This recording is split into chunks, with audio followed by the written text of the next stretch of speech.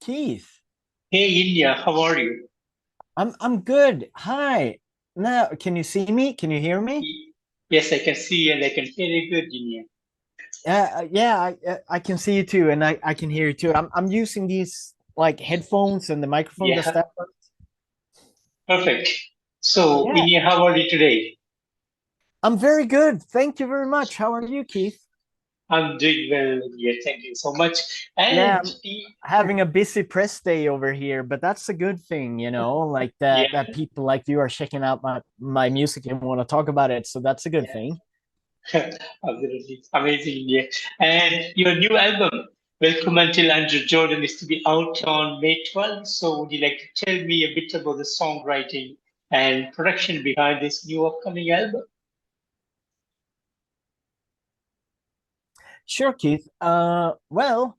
It's my second album with my sort of solo project, sort of band Gatuplan, which means street level in English. And when it comes to songwriting, I want to say that it's a natural progression of my previous album, Kampen Går Vidare, which translates to The Struggle Continues. That was out in 2021. And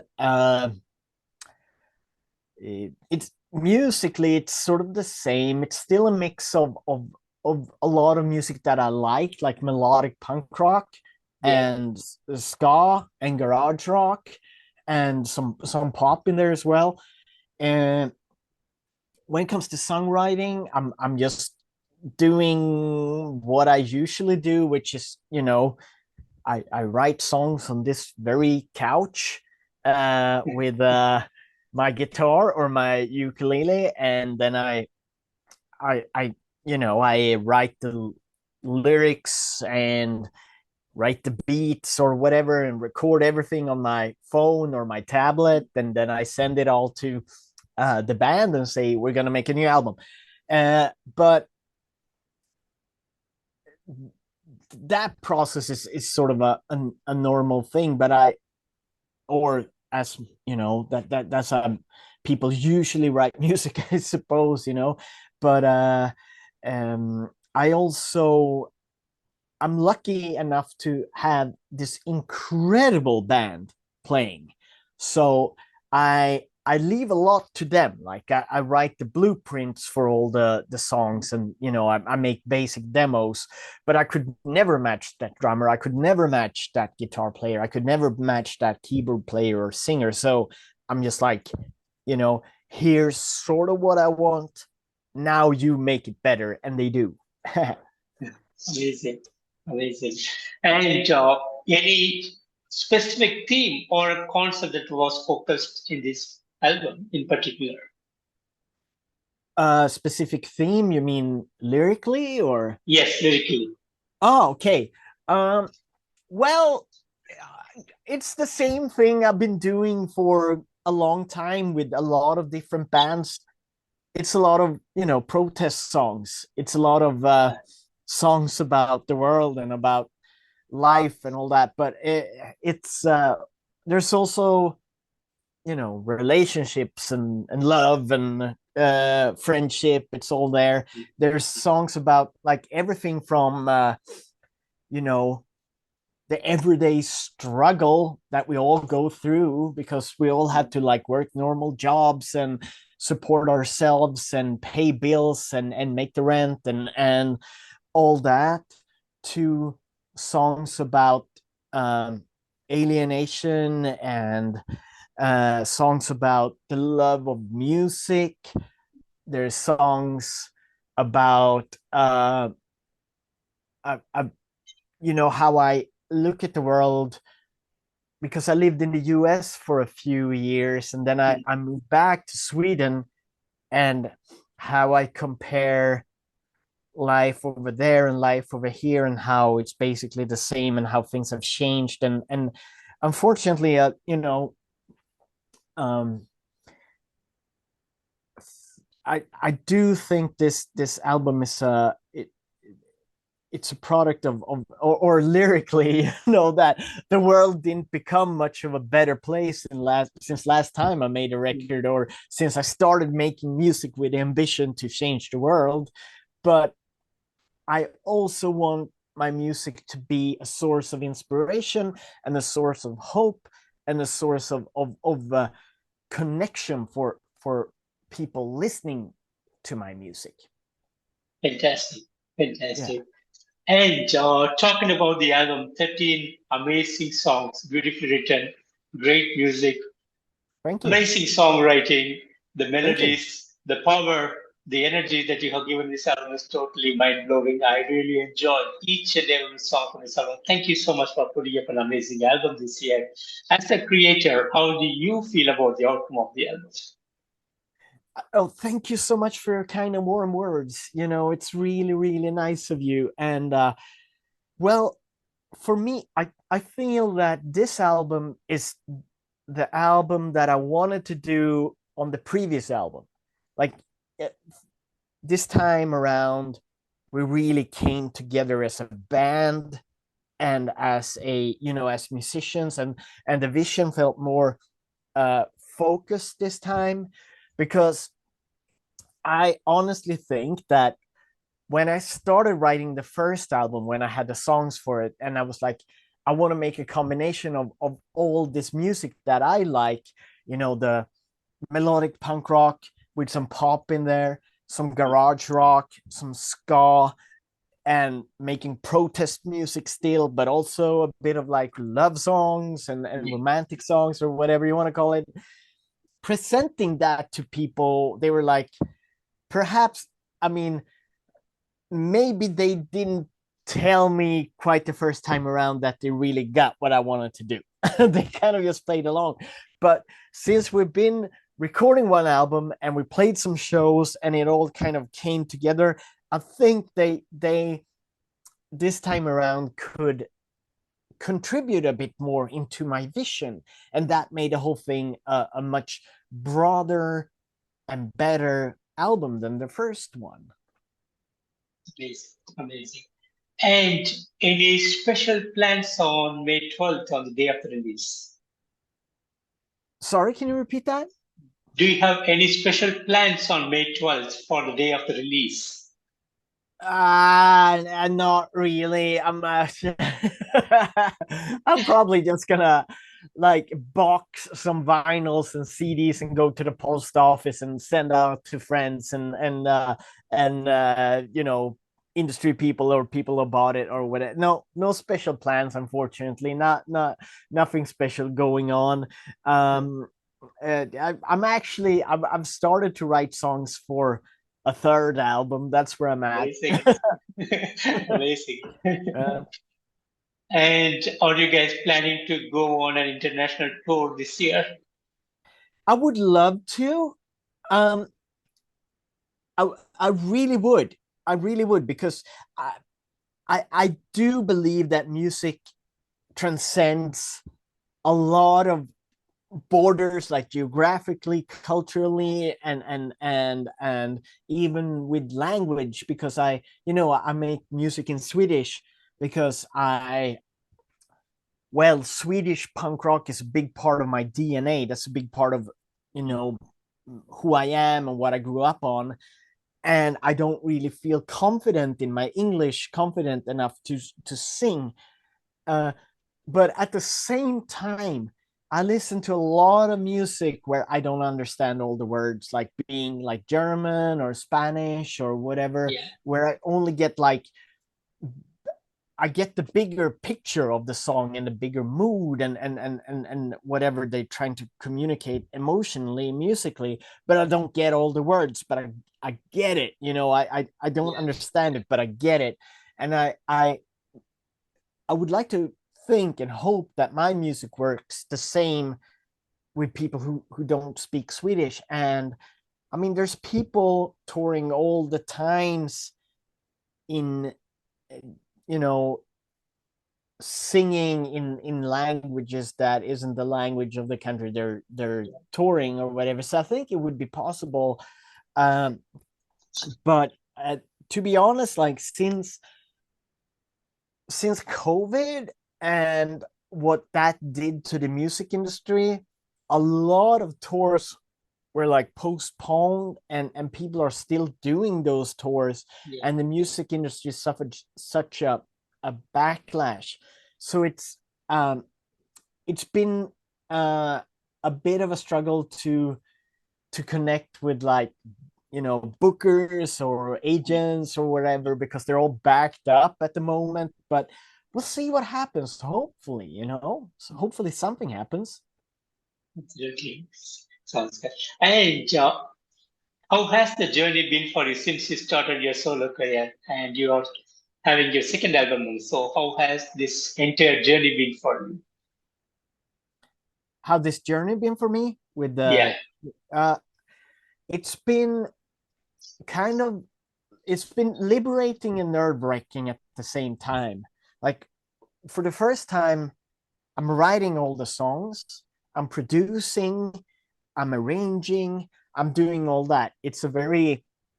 That's a liberating process, because you don't have to compromise so much, even though I believe in the communal work. Like, when we rehearse and all that, the band, my musicians, they come up with great ideas, and I'm always like, yeah, let's do that, because they're way better musicians than I am. But it's also been so in that way it's been very liberating, but it's also a bit nerve-wracking because it's so personal. I'm so used to hiding in a band situation, like you're 4 or 5 people and you take cool photos and you look like a band, and you're on stage as a band and as this collective force. And this is a bit more of a naked and more like open situation, where I was a bit nervous, to be honest, and also because it's very uncool music. It's very, like, there's nothing tough about it. It's nothing. Uh, I can't hide behind some kind of tough image, or a tough name, or a tough like way of dress, or whatever. It's very, very honest and very, very personal. So that makes it a bit nerve-wracking, scary, nervous, whatever you want to call it. But I'm happy to talk to you today. That's awesome. Yeah. And would you like to share some of the highlight moments of your career? Sorry, you were breaking up there. Can you repeat that? Would you like to share some of the highlight moments of your career? Of my career as a musician as a whole, or? Yes, as a musician in this, especially in this solo project. Oh, the highlight in this solo project is that I get to work with some of the most amazing musicians and people that I ever met in my life. They're just so good at what they're doing, and they really want to contribute to the music that I'm making and the songs that I wrote in the best way possible. And they're just like blowing my mind with their musical abilities and their how much they're investing in time and work to make my songs sound as good as they do. That's definitely the highlight, and having a label like Sound Pollution behind me, that they believe in me and they want to work with me, and they want to invest in my career, or whatever you want to do, because they really get it. They're old school in the same way as I am, being having roots in the punk and metal community, or whatever you want to call it. It's uh that's definitely the highlight, that I'm actually able to do this, and I've got people backing me up. That And also, just for myself, just the fact that I managed to write and produce and release 2 albums. I mean, it's a big thing for me, because and I've done that in a couple of years time that happened. So it's been quite a quick process, and it's it, it's something I feel very happy about as a musician where I am right now. Then of course, like, you know, having been in a couple of internationally successful bands in the past has also been, you know, highlights of my musical career, you know, whether it being International Noise Conspiracy, doing 2 albums produced by Rick Rubin, or playing World Pride with Against Me, or whatever. Those are also highlights, but at the same time, some of the best shows I played in my life has been like small, like basement shows or squat shows or whatever. So as a musician and as an artist, you're always in forward motion, I believe, or I want to be. At least I'm not ready to retire yet. Gotcha.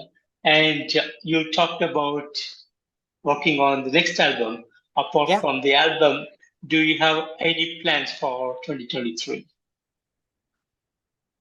Oh no, not much. I'm doing some musical collaborations with friends, but I'm not in like a band at the moment.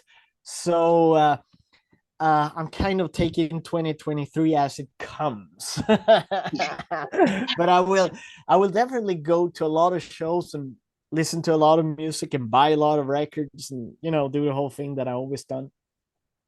Fantastic. Fantastic. Yeah. And finally, any message that you have for the fans around the world?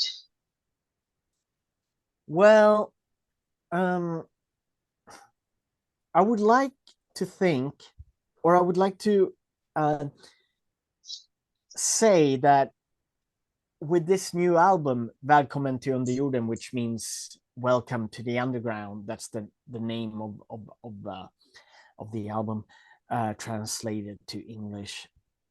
With this music I'm doing, I wish that it has the same impact on people's lives that music that I like have on my life, because I've been in some pretty dark places in life, or in situations where, you know, things haven't been so good or whatever, and